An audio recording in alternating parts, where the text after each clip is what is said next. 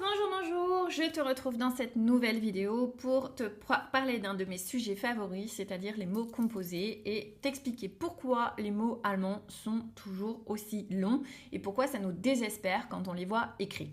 Alors, je vais t'expliquer que ce n'est pas si grave et que ce n'est pas un problème en fait, donc c'est parti. Alors, ce que tu vas découvrir dans cette vidéo, pourquoi l'allemand est une langue qui utilise des mots aussi longs. Comment fonctionnent les mots composés? En fait, ce sont des mots légaux. On imbrique les mots les uns dans les autres en allemand. Ensuite, comment repérer leur structure de base? Donc, on va voir trois structures, trois possibilités hyper faciles et très simples à comprendre. Je vais t'expliquer pourquoi le dernier mot est le plus important en allemand. Je vais te proposer aussi 10 mots-clés qui vont te permettre de décupler ton vocabulaire en allemand. Tu vas voir, c'est hyper facile. Alors, pourquoi les mots allemands sont-ils aussi longs? Vous voyez là ce long mot Donaudampfschifffahrtsgesellschaftskapitänswitwe. Voilà. Qui veut dire la veuve d'un capitaine de la compagnie des bateaux à vapeur du Danube. Et cela fait 49 lettres. Donc notre petit anticonstitutionnellement français n'est pas vraiment à la hauteur. Et j'ai envie de vous dire que ce n'est pas le mot le plus long parce qu'il y en a encore d'autres qui peuvent aller jusqu'à 80 lettres. Donc, en fait, ce qui est intéressant de voir ici, c'est pas tant la longueur du mot, même si c'est toujours assez intéressant. En fait, c'est de voir que pour traduire, on va commencer par la fin. Ici, on va s'intéresser à Witwe. Witwe, ça veut dire la veuve. Vous voyez que pour la traduction, on commence par le mot la veuve. Donc, c'est-à-dire que la fin, c'est ce qu'il y a de plus important. Et en allemand, c'est un petit peu un principe de base, en fait. Donc, en allemand, finalement, on fait le monde à l'envers. C'est un peu comme les nombres, d'ailleurs, quand on dit par exemple 26, 26, 20, c'est 26. Donc, pour traduire, on fait l'inverse. D'accord? Donc ça, c'est un des principes les plus importants. Et aussi de se dire que finalement, c'est pas forcément parce qu'un mot est long qu'il est difficile. Donc, on va décortiquer un petit peu le mot, par exemple, Geburtstag, der Geburtstag. C'est très simple. Die Geburt, c'est la naissance. Der Tag, c'est le jour. Le jour de la naissance, c'est quoi? C'est l'anniversaire, der Geburtstag. Et vous voyez qu'on a un S de liaison pour relier ces deux mots. Alors, en fait, les mots composés, c'est long, mais c'est logique. Et en fait, on a souvent des S pour venir coller tout ça. Donc, c'est pas systématique, mais en tout cas, il y a une logique. Et parfois, pour faciliter la prononciation, on met le S de liaison. Alors en fait, on pourrait dire un peu que les mots composés en allemand, c'est un peu comme des mots légaux. Donc par exemple, on a der Regenbogen. Der Regenbogen. Regen, c'est la pluie. Bogen, c'est l'arc. Der Regenbogen, c'est l'arc-en-ciel. Voilà, tout simplement. Donc un arc de pluie, c'est aussi un arc-en-ciel.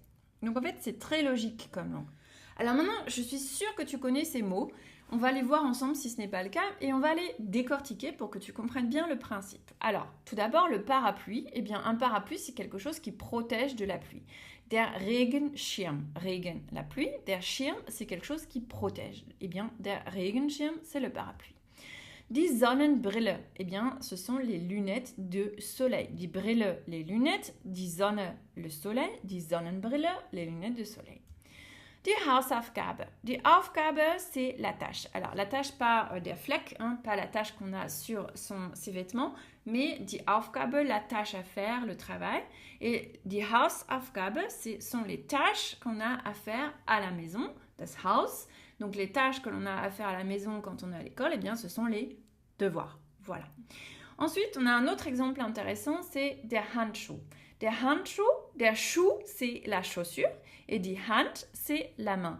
Les chaussures pour la main, ce sont les gants. Voilà, der Handschuh. Et encore un autre exemple, der Ohrring. Der Ring, c'est l'anneau et Ohr, c'est l'oreille. Donc, l'anneau pour l'oreille, c'est la boucle d'oreille. Donc, vous voyez, l'allemand, c'est une langue très imagée. Et les mots composés font vraiment partie intégrante de cette façon de voir les choses, de cette façon de voir le monde. Et souvent, il nous faut beaucoup plus de mots en français pour exprimer un mot composé en allemand. Donc, on a l'impression que les mots composés sont très longs, mais finalement, en fait, ils expriment énormément. Alors, je vous l'ai promis, comment est-ce qu'on structure un mot composé? Il y a trois structures principales. On a tout d'abord le nom plus le nom. Donc, par exemple, der Orangensaft. Orange, die Orange, der Saft, die Orange, l'orange, der Saft, le jus d'orange, der Orangensaft. Ensuite, on peut avoir un adjectif et un nom. Donc, par exemple, das Hochhaus. Hoch, c'est ce qui est haut. Haus, c'est la maison. Eh bien, la maison haute, c'est un immeuble. Voilà, das Hochhaus. Donc, c'est très imagé. En fait, on détaille vraiment des images en allemand quand on utilise des mots composés. Troisième possibilité, un verbe et un nom. Par exemple, das Esszimmer, essen, manger, Zimmer, la pièce. Eh bien, la pièce pour manger, c'est la salle à manger. Je vous ai mis aussi das Fahrrad, das Rad, la roue. Fahren, c'est aller en véhicule. Das Fahrrad, eh bien, c'est le vélo. Et en fait, si vous avez ces trois structures dans la tête, eh bien, en fait, on peut considérer que 90% des mots composés se basent sur une de ces trois structures. Donc, c'est assez simple. Alors, on revient un petit peu sur le S du milieu du mot. Par exemple, on a die Arbeitszeit. Die Arbeitszeit, le temps de travail. Die Zeit, c'est le temps. Die Arbeit, le travail. Die Arbeitszeit, donc le temps de travail. On a le S au milieu qui permet de faciliter la prononciation comme dans das Lebensmittel. Das Lebensmittel, Leben, vivre, Mittel, le moyen pour vivre, eh bien ce sont des aliments. Donc das Lebensmittel. Ça permet donc le S de relier les mots, ça fait office de colle si vous voulez, et ça permet aussi de faciliter la prononciation. Alors, une règle essentielle pour les mots composés, c'est que, on l'a déjà un petit peu vu avec le mot très très long, avec Witwe qui était à la fin et qu'on traduit en premier. C'est-à-dire que en allemand, le dernier mot d'un mot composé, c'est le mot le plus important et c'est celui qui va donner le genre à ce mot. Donc, par exemple, on a vu le terme Hausaufgabe.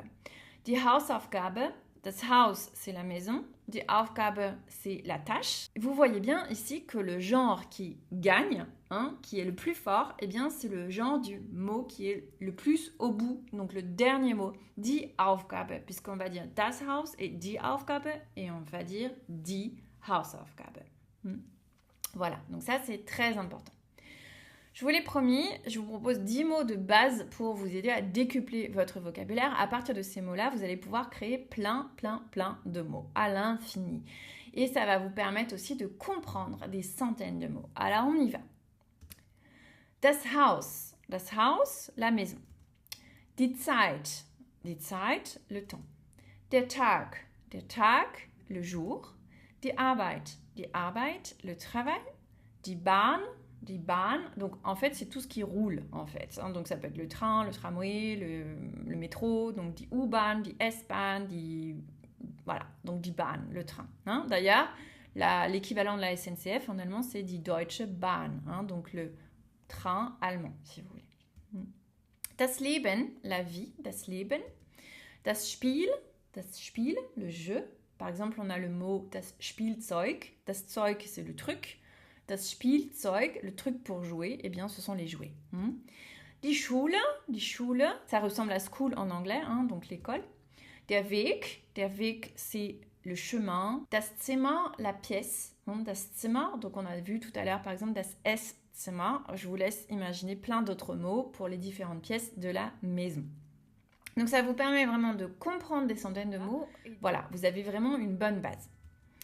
Et bien évidemment, vous avez deviné le challenge du jour, eh bien vous allez créer vos mots composés et je vous invite à aller noter en commentaire. Donc vous allez créer un mot composé à l'aide de plusieurs mots que vous connaissez, que vous avez entendus, que vous avez déjà utilisés, ou même vous allez proposer des mots composés que vous connaissez déjà. Et je vous propose de bien noter le genre en faisant attention à ce que je vous ai expliqué par rapport au genre qui gagne. Et je vous propose de noter aussi sa traduction en commentaire et je vous répondrai personnellement comme d'habitude.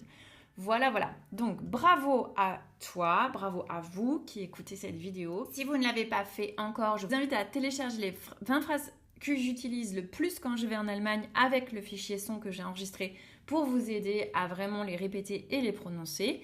Et si vous voulez aller plus loin, eh bien, la liste d'attente pour mon nouveau programme en ligne, l'allemand en toute confiance, est dans la description. C'est un nouveau programme qui s'adresse aux faux débutants en allemand, ceux qui ont déjà un peu appris mais qui ont tout oublié, ceux qui ont appris l'allemand à l'école mais qui ne savent pas parler.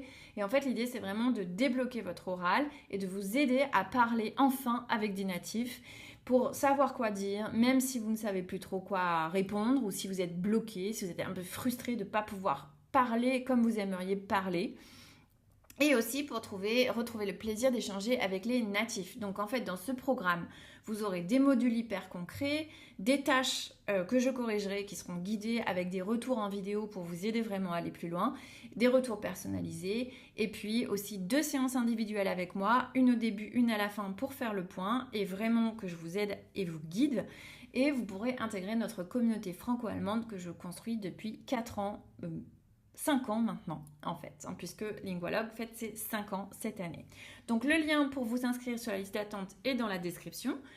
Voilà, c'est ce que je voulais vous dire pour aujourd'hui. Je vous souhaite une très belle semaine. Je vous dis à jeudi prochain pour une nouvelle vidéo. Also bis nächsten Donnerstag mit einem neuen Video. Tschüss!